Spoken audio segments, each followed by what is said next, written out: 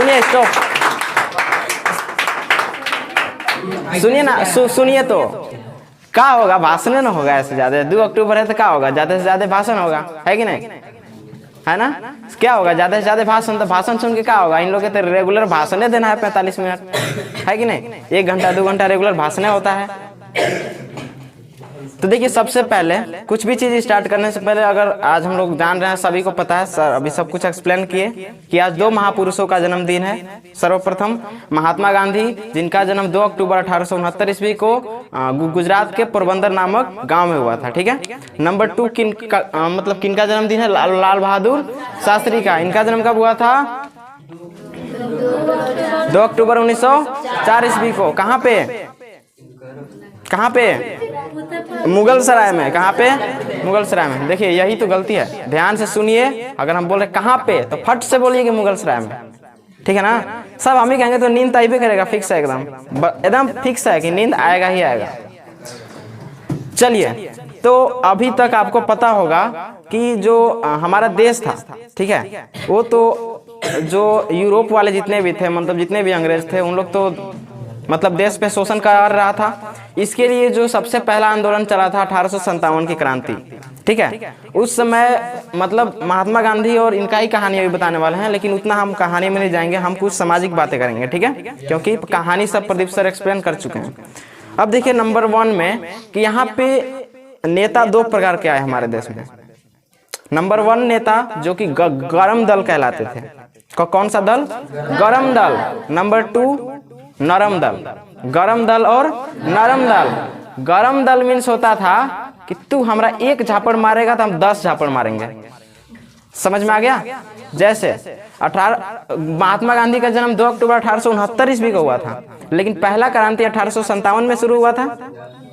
तो उस समय कैसे नेता होंगे, ज्यादातर नेता नहीं, जवान थे केवल, नेता उस समय नहीं थे, क्योंकि कोई नेता नहीं हुआ करता था। नेता कौन होता था, अंग्रेज लोग, ठीक है। तो 1857 ईस्वी में क्या होते थे, डायरेक्ट जवान लोग, तू हमारा मारेगा तो हम मारेंगे, भले मर जाएंगे, जैसे मंगल पांडे।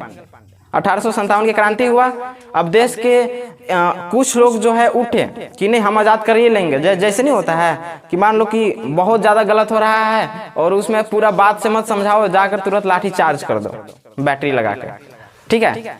तो वहां पे ऐसे ही हुआ कि क्रांति शुरू हुई और इन लोग जाकर मतलब खुदीराम बोस हो गए, ऐसे ऐसे लोग काफी मारे गए। तो इन लोग गरम दल के नेता थे। कैसे सिपाही थे, गरम दल के थे। लेकिन अब जन्म हुआ महात्मा गांधी का 2 अक्टूबर 1869 ईस्वी को। ये हुआ तो इनके माइंड में जो है अपने देश के प्रति, मतलब हमारे भारत के प्रति ऐसा भावना कब उत्पन्न हुआ, कैसे उत्पन्न हुआ, इस चीज को समझेंगे। जब इनका जन्म हुआ तो ये भी जैसे हम लोग मिडिल फैमिली के हैं, तो वैसे ये भी होंगे मिडिल फैमिली के। वैसे ही 1892-93 में ये जाते हैं दक्षिण अफ्रीका को। कहाँ पे जाते हैं, दक्षिण अफ्रीका को। दक्षिण अफ्रीका में जाते हैं तो इनको देखने को एक चीज मिलता है कि वहां पे जो है ना लिंग भेदभाव बहुत ज्यादा था, मतलब काले गोरे का, ठीक है, इस चीज का। और अब अभी भी देखिएगा ना, दक्षिण अफ्रीका वाले बहुत ज्यादा काले होते हैं, ठीक है। वहां के जो जिस प्रकार से हमारे भारत के जो ये थे महात्मा गांधी, जो कि आजाद मतलब अपने देश को आजाद कराने के लिए आवाज उठाए थे, वैसे वहां के आवाज उठाने वाले थे नेल्सन मंडेला। कौन थे, नेल्सन मंडेला। वैसे ही यहाँ पे आने के बाद क्या हुआ कि जैसे ही वहां से सब कुछ देख लिए तो इनके माइंड में एक प्रारूप हो गया। और ये वकालत की पढ़ाई तो इंग्लैंड से किए थे, तो इनको सब कुछ पता था कि कैसे बातें करना है, कैसे किस चीज से निपटना है, ठीक है ना। तो इसीलिए इनको बहुत सारे लोग फॉलो भी करते थे। अब हुआ ऐसा कि वो 1915 ईस्वी को लौटते हैं, कहाँ पे, हमारे इंडिया में। इंडिया में लौटते हैं तो इनको वही दुर्दशा देखने को मिलता है कि जैसे दक्षिण अफ्रीका में था सेम वैसे यहाँ पर भी है। भेदभाव है, छुआछूत है, ठीक है ना, जाति धर्म के लोग पर लड़ रहा है। प्लस में कि अंग्रेज लोग तो हमारा शोषण कर रहा है, आपस में भी लड़ रहा है कि नहीं। मतलब जो हमारा भारतीय समाज है आपस में भी लड़ रहा है और बाहर के लोग जो शोषण कर रहे हैं वो अलग से। तो ये सब देखे तो इनके माइंड में आया कि क्यों ना, जब हम वहां पे उतना मतलब सारे चीजों को एक्सप्लेन कर रहे थे, तो क्यों ना हम इंडिया में भी करें, ठीक है। तो इन्होंने सबसे पहला आंदोलन, उसको आंदोलन कहते हैं, आंदोलन नहीं, आंदोलन का एक और नाम इनके द्वारा दिया गया था, सत्याग्रह। क्या दिया गया था? सत्याग्रह। सत्याग्रह का मतलब जानते हैं क्या होता है? सत्य प्लस आग्रह, सत्याग्रह कहलाता है। ठीक है, सत्य के प्रति लोगों को आग्रह करना सत्याग्रह कहलाता है। सबसे पहले चंपारण सत्याग्रह इन्होंने शुरू किया, जो कि बिहार के एक जिला है चंपारण, नील विद्रोह के चलते। ठीक है, क्या किया? चंपारण सत्याग्रह शुरू किया। उसके बाद बहुत सारी चीज हुआ। 1920-22 में इन्होंने असहयोग आंदोलन स्टार्ट किया। इसमें ये था कि मतलब समझ रहे ना सर, अभी बताए थे कि केवल बात से मारना है, लात जूता से नहीं मारना है। ठीक है ना, हमको हथियारों की कोई आवश्यकता नहीं है, बात से ही मारना है। बात से मारने का मतलब हमेशा हम बोलते हैं कि जितना अगर किसी को क्लास में भी पीटते हैं तो सीखेगा नहीं, लेकिन जितना बात बोल देंगे उससे बहुत ज्यादा सीखता है कि नहीं? तो इन्होंने क्या किया कि अपने बातों से सबको सिखाना स्टार्ट किया। अब ऐसा था कि सब लोग शोषित हो रहा था, सब लोग को एक साथ जगाना इतना भी आसान नहीं था जितना हम लोग समझ सकते हैं, है ना? अभी भी इतना आसान नहीं है, अभी भी बहुत सारी चीजें जो कि हम लास्ट में बताएंगे। अभी भी अगर सबको उठाएंगे तो कितना लोग अभी आपस में लड़ने लगेगा। इतने सारे चीजों के बाद जो नंबर 1 इनका जो सत्याग्रह था वो कौन सा था? चंपारण सत्याग्रह, जो कि बिहार के एक जिला से स्टार्ट होता है। उसके बाद असहयोग आंदोलन की जितना भी हम लोग पे शोषण हो रहा है तो उसमें उन लोग का कुछ लग नहीं रहा है। उन लोग का अपना शरीर है, सारा चीज किस चीज का है? इंडिया का। तो अगर हम उन लोग के प्रति जो काम कर रहे हैं उस चीज को, मतलब जो चीज हम सहयोग में दान दे रहे हैं उनको, जो मतलब सहयोग दे रहे हैं, सहयोग देना ही बंद कर दे तो उन लोग शायद चला जाए, लेकिन उतना में भी उन लोग मानने वाला नहीं था। ठीक है, फिर आगे चल के हुआ दांडी मार्च, जिसको नमक यात्रा बोलते हैं कि रोजी रोटी का सबसे अच्छा साधन क्या है? नमक। नमक नहीं रहेगा खाना लगता है छूछे, ठीक नहीं लगता है ना? तो नमक के बोला कि नमके बंद कर देंगे हम लोग। जो इंडिया वालों से जो नमक उत्पादन किया जा रहा है समुद्र के किनारे, इन इंडिया वाले जो है नमक ही ना उत्पादन करे तो उन लोग तो नहीं करेगा, क्योंकि उन लोग एक शासक के तौर पर आया था यहाँ पे। तो इंडिया वालों ने वो भी किया, लेकिन वो भी सक्सेस नहीं हुआ। इसके बाद हार हुर के थक के बोल दिया ना, लास्ट में 8 अगस्त 1942 ईस्वी को इनका एक और आंदोलन आया। उस आंदोलन का नाम था भारत छोड़ो आंदोलन। इस आंदोलन में ये बोल दिए कि अब तो हम बुढ़िए गए आंदोलन करते करते, करो या तो मरो, लास्ट नारा था इनका। ठीक है, तो ये इसमें ये बोले करो या मरो में कि अब तोहनी ऐसे नहीं मानेगा, अब या तो तोहनी शोषण हो जाओ, शोषित हो जाओ, या तो इन लोगों को भगा दो। ठीक है ना, बहुत शॉर्टकट में इनका हम एक्सप्लेन किए। तो आजादी में इस तरीके से इनका महत्व था। लेकिन अब जो हम लोग बात करेंगे सामाजिक तौर पर, जैसे स्टार्टिंग में भी चाहते तो अगर सब लोग इनकी बातों को अगर मान लेते तो 1920, 22, 25, 30 आते तक ही क्या हो जाता? भारत आजाद हो जाता। ठीक है ना, लेकिन दिक्कत कहाँ थी कि लोगों को एक रस्सी में बांधना था, है ना? जैसे एक इंसान उठाते, इनको भी बहुत सारा परेशानी हुआ होगा स्टार्टिंग में, है कि नहीं? बहुत सारे लोग, जैसे ये ऐसे इंसान थे कि हम बताए आपको कि सत्य और किस चीज का पुजारी थे? अहिंसा के।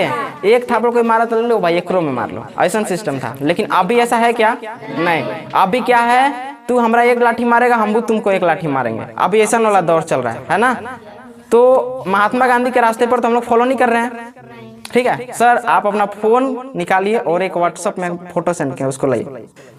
देखिए, आज हम सुबह उठे 6 बजे, ठीक है, और 6 बजे उठे और जैसे देखे कि आज 2 अक्टूबर था तो किसी का जन्मदिन आता है तो नहीं स्टेटस लगाते हैं, तो वैसे लगा दिए। तो यूट्यूब पे भी हम लगा दिए। तो उसमें कमेंट आया कि गांधी हिंदू विरोधी है, भारत को तोड़ने का काम गांधी ने ही किया था। समझो कितना बड़ी बात है इसमें। गांधी हिंदू विरोधी है और भारत को तोड़ने का काम किसने किया? गांधी ने। अब हमको इस चीज पे बहस करना है कि गांधी ने भारत को तोड़ने का काम कैसे किया। क्या आप लोग में से कौन कौन लोग ऐसा मानते हैं कि भारत ने महात्मा गांधी ने भारत को तोड़ने का काम किया? कोई मानते हैं? तो इसको तो नोबेल पुरस्कार देना चाहिए, है ना? अब बता रहे हैं कि कौन तोड़ने का काम कर रहा है। ऐसे इंसान ही तोड़ने का काम कर रहे हैं। जैसे अभी सर बता रहे थे ना, सबसे पहले हमको अमल करना चाहिए था। जैसे गुड़ वाला कहानी था, सबसे पहले महात्मा गांधी खुदे गुड़ खा रहे थे, तब न अपने छोड़े, एक मंथ लगा, 4 हफ्ता लगा, तब जाकर किसी और को छुड़वाए। ठीक है, तो वैसे इसमें भी छुपा हुआ है। पहले तो अपने भारत को तोड़ रहा है, और अगर हम लोग अगर किसी को जागरूक करने की कोशिश कर रहे हैं तो जागरूक भी नहीं होने देगा। तो ऐसे लोगों के कारण समाज तो नहीं सुधर रहा है ना। अब यहाँ पे बात है कि समझिएगा ध्यान से कि अब इनका जो है संस्कृति, जब ये उठे थे मतलब कि भारत को आजाद कराने के लिए चले थे कि हम उतना सब कुछ हमारे पास एक्सपीरियंस है, हम भारत को आजाद करवाएंगे, ठीक है ना, ये स्टोरी आप लोग सब समझिएगा, ठीक है। तो जब उठे थे तो इनको समस्या तो हुआ होगा, समस्या में समस्या ऐसा भी हुआ होगा कि बहुत लोग इनको बोला होगा कि अर्की का आया है अपनी ही एगो आजाद करा देगा, ये अकेले नहीं। तो उस समय ये क्या देखे होंगे, ये हिंदू मुस्लिम देख रहे होंगे क्या, जातिवाद देख रहे होंगे क्या, कोई लेडीज पुरुष देख रहे होंगे क्या, कुछ नहीं। जागरूक करना मीन्स पूरे देश को जागरूक करना। इन्होंने एक इंसान को जागरूक करने की बात नहीं किया होगा, क्योंकि वे ऑलरेडी अपने आप में जागरूक इंसान थे, है कि नहीं। उनको अपने आप में पता था कि हम क्या हैं। अब मकसद क्या था कि देश को जागरूक करके और भारत को आजाद कराना, ठीक है। अभी जो समाज में कुरीति है, हर समय हम बताते हैं जातिवाद, नस्लवाद, अभी भी छुआछूत है, जो कि पुरानी परंपरा हमारी मानती है, ठीक है ना। और अभी जो आने वाले जो युवा हैं अभी के समय में, आप लोग भी युवा हैं, हम भी युवा हैं, अभी सब लोग युवा हैं, ठीक है। तो अभी भी छुआछूत चल रहा है। इस छुआछूत से निपटने के लिए गांधीवाद फॉलो करना जरूरी है कि नहीं, यस और नो, है ना। एनर्जी कम है। छुआछूत को खत्म कौन करेगा, बूढ़े लोग कि हम लोग ही करेंगे ना। जातिवाद को खत्म कौन करेगा, जातिवाद में लड़ो, आपस में ही लड़ो। तो शोषित कौन हो रहा है, हम लोग। देश का नाम किसे खराब हो रहा है, एक घर में लड़ते रहो, आराम से लड़ो सब कोई। क्या जा रहा है, लड़ो। दूसरे वालों देखने को क्या आएगा, उसको तो मजा आ रहा है ना देखने में, है कि नहीं। अगर अंदर से जितना ही मजबूत रहेंगे तब ना बाहर वालों से लड़ेंगे। तो पहले तो ऐसा नहीं होता था, पहले आपस में भी लड़ रहा था, कोई दूसरा लोग भी लड़ा रहा था, ठीक है ना। उन लोग आपसे लड़ थोड़ी ना रहा था, आप लोग खुद शोषित हो रहे थे, उसका नौकर बने हुए थे। अब बताइए कि भारत को आगे अग्रसर करने के लिए, विकास की ओर ले जाने के लिए, नहीं तो यहाँ पे क्या करो, आपन, यहाँ पे लोग स्वार्थी हो गया, स्वार्थी समझ रहे हैं ना, मतलब अपने आप से मतलब, ठीक है ना। स्वार्थी मीन्स अपने आप से मतलब, किसी और से मत कोई लेना देना नहीं है। कोई बगल वाला खा है, कोई मर रहा है बीमारी से, और तुम्हारे मतलब कि तुम्हारा उसको सहयोग की जरूरत है, जो तुम कर सकते हो, जितना कर सकते हो उतना उसको सहयोग की जरूरत है, सहयोग मत करो। बोले छोड़ दो, मरने दो, वो कर है फैमिली होने अलग। लेकिन यहाँ देश की तो भविष्य की चिंता नहीं है किसी को, है कि नहीं, किसी को चिंता नहीं है। अब अगर महात्मा गांधी ऐसे ही सोचते कि सब लोग जब नौकरी बना हुआ है तो बनने दो, हमको क्या टेंशन है कि नहीं, इनको भी अपना देश का टेंशन नहीं होता। लेकिन बताया जाता है कि उनका भी जन्म एक मिडिल फैमिली से ही वो भी बिलोंग करते थे, हम लोग भी मिडिल फैमिली से हैं। लेकिन जब वो भी पढ़ते होंगे तो हम जैसे ही ऐसे ही क्लास में बैठकर पढ़ते होंगे, है कि नहीं। तो वैसे ही उठकर समाज में कुछ अलग किए होंगे। अभी आने वाले समय में जो भी आपका फ्यूचर होगा या जो भी आपका गोल होगा उसको आप अचीव कीजिएगा, ठीक है। मान लीजिए किसी को गवर्नमेंट जॉब हो गया, तो गवर्नमेंट जॉब के सरकारी नीति जो अभी शासन प्रणाली नहीं, जो शिक्षा प्रणाली है वो भी देख रहे हैं सरकारी स्कूल की कितना ज्यादा खराब है कि नहीं। तो अगर आप सरकारी नौकरी पा लेते हैं तो सरकारी जो सिस्टम है उसको सुधारने की बजाय आप भी उसी में शामिल हो जाइए। मतलब क्या हो रहा है, शिक्षा व्यवस्था का शोषण हो रहा है एक तरीके से। तो शिक्षा व्यवस्था को शोषण करने में आप भी लग जाइएगा अगर आपको गवर्नमेंट जॉब हो जाता है तो। बताइए।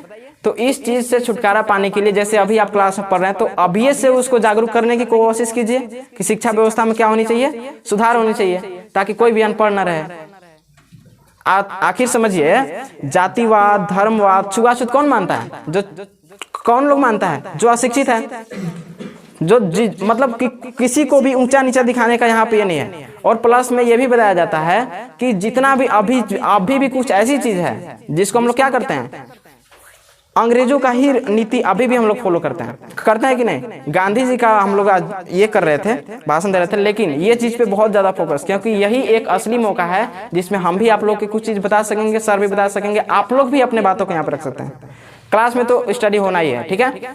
अभी भी अंग्रेजी वाली चीजों को अभी भी हम लोग बढ़ावा दे रहे हैं बहुत ज्यादा, जो कि अंग्रेजों का एक निशानी है यहाँ पे इंडिया में। उन लोग यही बोला था स्टार्टिंग में कि भारत को तो हम लोग जो है फिजिकली तरीके से 1 साल 2 साल शोषित, 100 साल 200 साल शोषित कर सकते हैं, लेकिन मेंटली जिंदगी भर कर देंगे। मतलब मेंटली समझ रहे हैं ना, मतलब वहां पे अपना सब कुछ रहेगा, मेंटली जिंदगी भर रहेगा। मतलब कि जैसे कि ऊंचा नीचा दिखाने वाला भेदभाव, ठीक है ना।